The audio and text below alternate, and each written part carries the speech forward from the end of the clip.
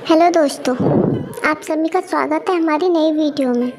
तो दोस्तों, आज हम बात करने वाले हैं 15 ऐसे लोगों के बारे में जो महाभारत और रामायण दोनों में मौजूद थे। रामायण त्रेता युग में शुरू हुई थी और महाभारत द्वापर युग की कहानी है, जिनके बीच समय का बहुत बड़ा अंतर है। फिर भी कई लोगों को आश्चर्य हुआ। भारतीय इतिहास में 15 ऐसे पात्र थे जो महाभारत और रामायण दोनों का हिस्सा रहे। कैसे? यह अभी भी कई लोगों के मन का सवाल है। इन दोनों महाकाव्यों में इतने लंबे समय तक जीवित रहने वाले ये लोग कौन हैं? हनुमान रामायण कालीन है, यह तो सभी जानते हैं। हालांकि हनुमान का उल्लेख महाभारत में भी किया गया है, जब एक दिव्य फूल की खोज के दौरान उनका सामना भीम में से एक से होता है। महाभारत में हनुमान को बूढ़े हनुमान के रूप में वर्णित किया गया है, लेकिन भीम फिर भी उनकी पूंछ नहीं उठा सके। परशुराम महान परशुराम रामायण में भगवान राम और सीता के विवाह में दिखाई देते हैं। महाभारत में वह महाकाव्य के 3 सबसे बड़े महान योद्धाओं के गुरु हैं, भीष्म, गुरु द्रोणाचार्य और कर्ण। इन तीनों महान योद्धाओं को परशुराम ने प्रशिक्षित किया। परशुराम महाभारत में भी प्रकट होते हैं, जब उन्हें उनके शिष्यों को एक दूसरे से लड़ने के लिए मजबूर किया जाता है। तीसरे हैं जामवंत। रामायण में भालुओं के राजा जामवंत, जो पुल के निर्माण के दौरान एक प्रमुख भूमिका निभाते हैं। महाभारत में तकनीकी रूप से भागवत बोलते हुए दिखाई देते हैं। जाहिर है, रामायण के दौरान भगवान राम जामवंत की भक्ति से प्रसन्न हुए और उन्हें वरदान मांगने के लिए कहा। जामवंत धीमी समझ के थे। उन्होंने भगवान राम के साथ द्वंद्व युद्ध की कामना की, जिसे उन्होंने यह कहते हुए स्वीकार कर लिया कि यह उनके अगले अवतार में किया जाएगा। और यह सिमथाका मणि की पूरी कहानी है, जहाँ कृष्ण इनकी तलाश में जाते हैं, जामवंत से मिलते हैं और उनके बीच द्वंद्व होता है, इससे पहले कि जामवंत अंत में सच्चाई को पहचान लेते हैं। मयासुर मंदोदरी के पिता और रावण के ससुर महाभारत में भी खांडव दहन की घटना के दौरान दिखाई देते हैं। मयासुर खांडव वन के जलने से एकमात्र बचने वाला व्यक्ति था, और जब कृष्ण को यह पता चला तो उन्होंने उसे मारने के लिए अपना सुदर्शन चक्र उठाया।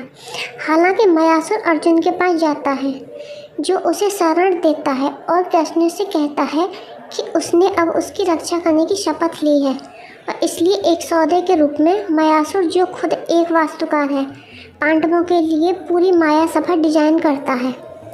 महर्षि दुर्वासा जिन्होंने राम और सीता के अलगाव की भविष्यवाणी की थी। महर्षि अत्रि और अनुसुईया के पुत्र थे। वनवास में पांडवों से मिलने गए थे। दुर्वासा ने सबसे बड़े 3 पांडवों की माँ कुंती को संतान प्राप्ति के लिए एक मंत्र दिया था। नारद महर्षि दोनों कहानियों में वह कई मौक़ों पर नजर आते हैं। महाभारत में वह हस्तिनापुर में कृष्ण की शांति वार्ता में भाग लेने वाले ऋषियों में से एक थे। वायुदेव वह हनुमान और भीम दोनों के पिता थे। कृष्ण और राम को विष्णु के अलग अलग अवतार मानते हुए हम उन्हें इसमें गिन सकते हैं। और पराशर वशिष्ठ के पुत्र शक्ति का एक पुत्र था, जिसका नाम पराशर था, और पराशर के पुत्र वेद व्यास थे, जिन्होंने महाभारत लिखी। इसका मतलब यह है कि वशिष्ठ व्यास के परदादा थे। ब्रह्मा ऋषि वशिष्ठ सत्यव्रत मनु के काल से लेकर श्री राम के काल तक जीवित रहे। श्री राम वशिष्ठ के शिष्य थे। महर्षि भारद्वाज द्रोण के पिता महर्षि भारद्वाज थे, जो रामायण लिखने वाले वाल्मीकि के शिष्य थे। कुबेर जो राजा रावण का बड़ा सौतेला भाई था, महाभारत में भी था। और अगले हैं अगस्त्य। रावण से युद्ध से पहले अगस्त्य की राम से मुलाकात हुई। महाभारत में उल्लेख है कि अगस्त्य ने द्रोण को ब्रह्माशिरा अस्त्र दिया था। अर्जुन और अश्वत्थामा ने यह हथियार द्रोण से प्राप्त किया था। विश्वामित्र राम के गुरु थे। वह शकुंतला के पिता भी थे, जो भरत की माँ हैं, जिनके नाम पर महाभारत पड़ा। पुलस्त्य ये रावण के दादा थे, उन्हें हिंदू धर्म का मूसा माना जाता है। क्योंकि उन्होंने पराशर को संपूर्ण विष्णु पुराण सुनाया था। विभीषण वह रावण का भाई था जिसने राम को अपने ही भाई के खिलाफ युद्ध जीतने में मदद की थी। उनके नाम का उल्लेख महाभारत में भी मिलता है। जब युधिष्ठिर ने खुद को इंद्रप्रस्थ के सम्राट के रूप में ताज पहनाया और राजसूय यज्ञ की तैयारी शुरू की, उसने अपने भाई सहदेव को शासकों को अपने अधिकार और वर्चस्व के अधीन करने के लिए दक्षिणी राज्यों में भेजा।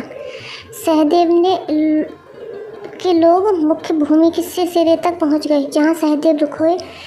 उन्होंने अपने दूतों को विभीषण के राज्य में भेजा। विभीषण ने कृतज्ञतापूर्वक युधिष्ठिर के अधिकार को स्वीकार किया और इसे समय का एक कार्य माना।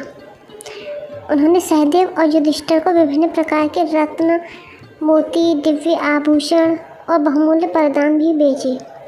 तो दोस्तों, ये वो लोग थे जो रामायण में भी थे और महाभारत में भी। तो दोस्तों, अगर आपको हमारी वीडियो पसंद आई हो तो वीडियो को लाइक और चैनल को सब्सक्राइब